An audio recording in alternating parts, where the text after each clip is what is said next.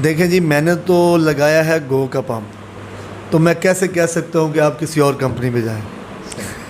लेकिन अगर मेरे पास कोई और ऑप्शन हो कि मैं यानी गो के अलावा, तो मैं पीएसओ को ज़रूर कहूँगा कि वो पीएसओ में जाएं।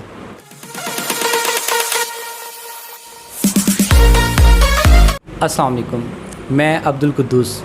आज हम बात करेंगे जनाब शेख उस्मान साहब से, जो कि जंग के बहुत ज़बरदस्त जो है पंप मालिक भी हैं और बहुत अच्छी इनकी पंप की सेल भी है।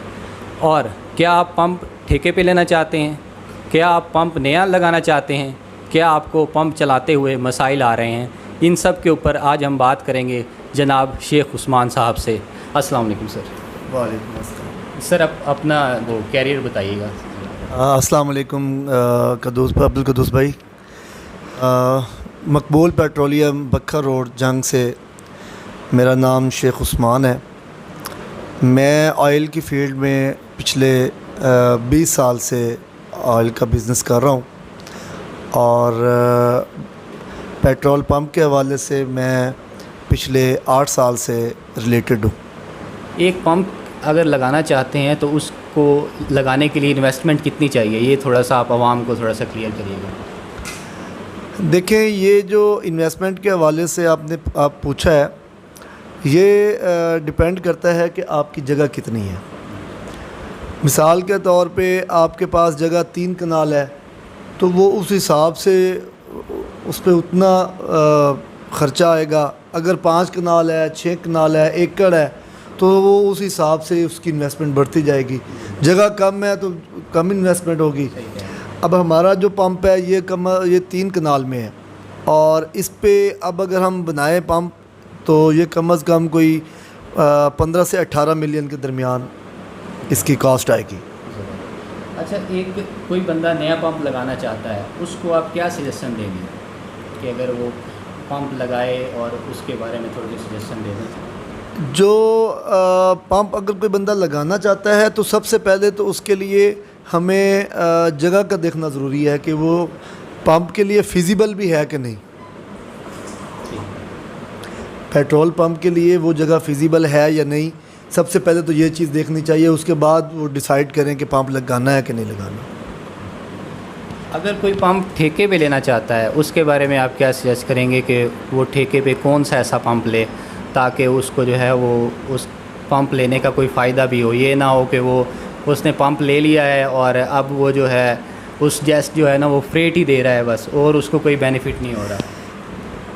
देखें, जो पेट्रोल पंप अगर किसी ने ठेके पे लेना है तो सबसे पहले तो वो उसकी सेल चेक करे, उसकी लोकेशन चेक करे, कंपनी कौन सी है, अच्छी कंपनी है, हल्की कंपनी है।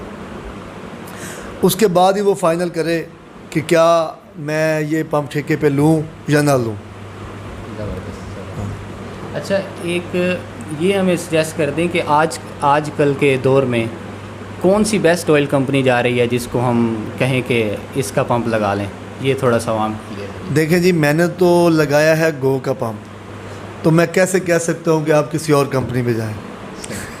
लेकिन अगर मेरे पास कोई और ऑप्शन हो कि मैं यानी गो के अलावा, तो मैं पीएसओ को ज़रूर कहूँगा कि वो पीएसओ में जाएं। मैं तो यानी गो के बाद अगर कोई है तो वो पीएसओ है। अच्छा, ऑयल कंपनी कंट्रीब्यूशन, मतलब कि एक ऑयल कंपनी है, वो अब आपने पंप लगाना है तो ऑयल कंपनी जो है वो क्या कंट्रीब्यूशन करेगी आपके पंप के साथ? जो ऑयल कंपनीज जो इन्वेस्टमेंट करती हैं वो करती हैं जगह के हिसाब से, लोकेशन वाइज सेल उस पर साफ ज़ाहिर है। कंपनी वहाँ कोई भी हो, कोई भी कंपनी वहीं इन्वेस्टमेंट करेगी जहाँ उनको अच्छी सेल मिलेगी। अच्छी सेल होगी, लोकेशन अच्छी होगी, तो तभी कंपनी कंट्रीब्यूशन करती है। वो उस हिसाब से उसको फिर वो ऑन द स्पॉट फैसला करते हैं कि हमने कितना कंट्रीब्यूशन करना। ओके। अब एक जो मुख्तलिफ़ कंपनियां हैं उनकी डिफरेंट लाइसेंस फ़ीसेस होती हैं, तो आप कुछ इसके बारे में गाइड करेंगे कि किस कंपनी की क्या लाइसेंस फ़ीस है? जी, ये भी जो है जो लाइसेंस इसकी एनओसी फ़ीस जो है वो भी हर कंपनी की अपनी अपनी किसी की ज़्यादा है, किसी की कम है। अब जो कंपनी अच्छी हैं उनकी फ़ीस ज़्यादा है और जो कंपनियाँ अभी नहीं आई हैं उनकी फ़ी कम है। अब PSO की है वो अपनी है, शेल, टोटल, अटक, गो, हर कंपनी की अपनी अपनी लाइसेंस फ़ीस है। अच्छा, एक मतलब कि प्रॉफिट मार्जिन के बारे में पूछेंगे कि 1 लीटर के पीछे कितना प्रॉफिट मार्जिन है? ये हमारी कमीशन ओगरा तय करती है और वो तकरीबन आप 2.5 से 3 रुपये तक लगा लें कि इतना पर लीटर आपको बच जाता है। अच्छा, ये बताइएगा कि अब एक पंप चल रहा है तो हम एस्टीमेट करते हैं कि ये पंप अच्छा चल रहा है तो उसकी कितनी सेल होनी चाहिए? जो भी पेट्रोल पंप की सेल, आप उसका अंदाज़ा तो आप डेली वेजेस पे लगा सकते हैं कि आप आज हमने 3,000 लीटर बेचा है या 5,000 लीटर बेचा है, तो वो तो आपको साफ ज़ाहिर है वो पंप मालिक ही बता सकता है कि आज हमारी सेल इतनी चल रही है। अच्छा, और दूसरा ये कि एक पंप है, ये रिस्की जगह है, आप इसको इस पंप के ऊपर सेफ्टी को लेके क्या वर्क कर रहे हैं? सेफ्टी के हवाले से कहीं भी पंप लगे, चाहे वो जगह कहीं भी हो, तो सेफ्टी मेजरमेंट्स पूरे होनी चाहिए। उसमें फायर पंप्स हैं, बकेट्स हैं, रेत है, उसकी बाल्टी होती हैं, तो वो सेफ्टी मेजरमेंट्स पूरे होने चाहिए। हमने भी पूरे किए हुए हैं हर वक्त अल्हम्दुलिल्लाह। 1-2 दफ़ा हमारा वो मसला बना है फायर का, तो वो लड़कों की माशाल्लाह उनको भी ट्रेनिंग है कि उन्होंने वो फायर पंप से फ़ौरन उसको कवर कर लिया। सही। और दूसरा यहाँ पे मैं एक ऐड करता चला जाऊँ बात कि आप जब सिलेंडर्स को जो है वो जो है मंथली इसको चेक करते रहें कि इसका जो सुई कहाँ पे है। मोस्टली इसको चेक करें कि इसकी सुई ग्रीन जो है निशान के ऊपर होनी चाहिए, तब ही आप इसको समझ सकते हैं कि ये पंप वो जो है सिलेंडर ओके है। इस चीज़ को आप जो है वो लाजमी देखा करें, क्योंकि अगर जब ज़रूरत पड़े तो ये आपका वर्क कर ले। अगर ये एक्सपायर हो जाएगा तो ये सिलेंडर जो है वो किसी काम का नहीं है। तो सर हम एक ये भी बात करना चाहते हैं कि एक पंप लगाया है उसको कितना स्टाफ दरकार है?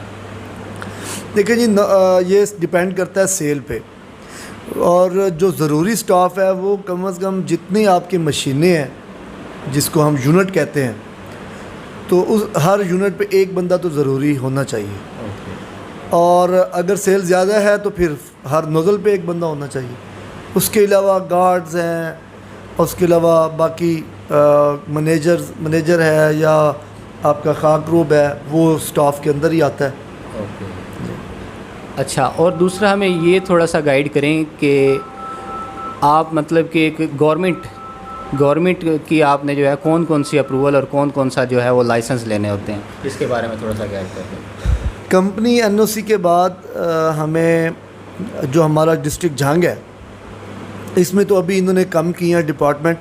पहले 14 डिपार्टमेंट से NOC लेने पड़ते थे, अब इमरान खान साहब की हुकूमत में इन्होंने कम किए हैं। अब हमें 7 डिपार्टमेंट हैं जिनसे हमें NOC लेने पड़ते हैं, और 8वां शायद मेरे ख्याल में DCO साहब का है। उसके बाद फिर एक्सक्लूसिव अप्लाई कर देते हैं, जिससे हमें के फॉर्म इशू हो जाता है और हम लीगल सप्लाई ले सकते हैं।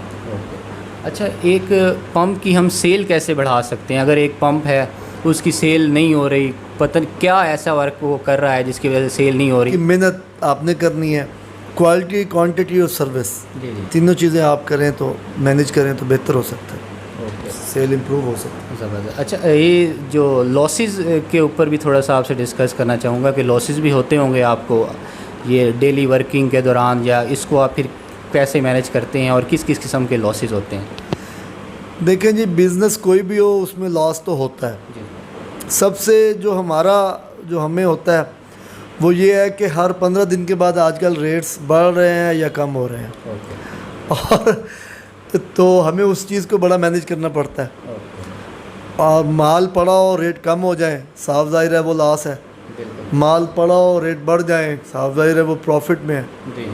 ठीक है। और बाकी इसके अलावा जो हमारा मेन एक चीज़ और है ना, वो ये है कि पेट्रोल और डीज़ल शॉर्ट भी होते हैं, तो वो भी एक लॉस ही है कि हमारा अगर स्टॉक कम हो गया है तो वो लॉस के ज़ुमरे में ही आएगा। उसको बड़ा मुश्किल से कंट्रोल करना पड़ता है अमले से के साथ, या टैंक लॉरी आई है तो वो खाली करनी है तो उसको बड़ा ध्यान से देख के प्रॉपर तरीके से मैनेज करना पड़ता है। अच्छा, ये जो अब 2 शिफ्टें हैं स्टाफ की होती हैं आपकी मोस्टली, तो उन 2 शिफ्टों को आप कैसे मैनेज करते हैं कि उनकी मतलब उनको दूसरे स्टाफ को हैंड ओवर कैसे करते हैं, इसके ऊपर थोड़ा सा तफसील बताइए। इसमें सबसे पहले तो यानी 1 बाय 1 अगर पहली नोज़ल को उसकी रीडिंग लिख ली जाती है, वो जो शिफ्ट वाला जिसने जाना है आने वाले को वो न्यू रीडिंग लिख के दे देगा। तो इसी तरह एक नोज़ल है, दूसरी नोज़ल है, फिर तीसरी है, फिर चौथी है, फिर 5वीं है, फिर 6ठी है। ये 1 बाय 1 चलते जाते हैं ताकि सेल में भी प्रॉब्लम ना आए और काम चलता रहे और वो उनकी शिफ्ट भी चेंज हो जाए। मतलब एक ये थोड़ा सा गाइड कर दें कि एक गाड़ी हमारे पास आपके पंप के ऊपर खाली होने के लिए आती है, तो उसको आप कैसे जो है डिकेंड करते हैं, कैसे मैनेज करते हैं? जब टैंक लॉरीज हमारे पंप पे आती है, हम उसको कम से कम 1 घंटा रोकते हैं। उसके बाद पहले उसकी सेफ्टी के हवाले से उसको पूरा प्रॉपर मैनेज किया जाता है, फिर उसकी डिप्स ली जाती हैं। उसके बाद वो अनलोड होती है, और जब वो अनलोड हो जाती है उसके बाद फिर हम अपना पंप का कोई भी बंदा उसको पूरा प्रॉपर तरीके से चेक करता है कि उसमें कोई तेल बचा तो नहीं हुआ। उसके वॉल्स खोल के चेक किया जाता है, तो फिर उसको वहाँ से रवाना किया जाता है। माशाल्लाह सर, आपने बहुत अच्छे से क्लियर किया है। बहुत खुशी हुई है सर, आपने हमें वक्त दिया है। आपका सर बहुत बहुत शुक्रिया।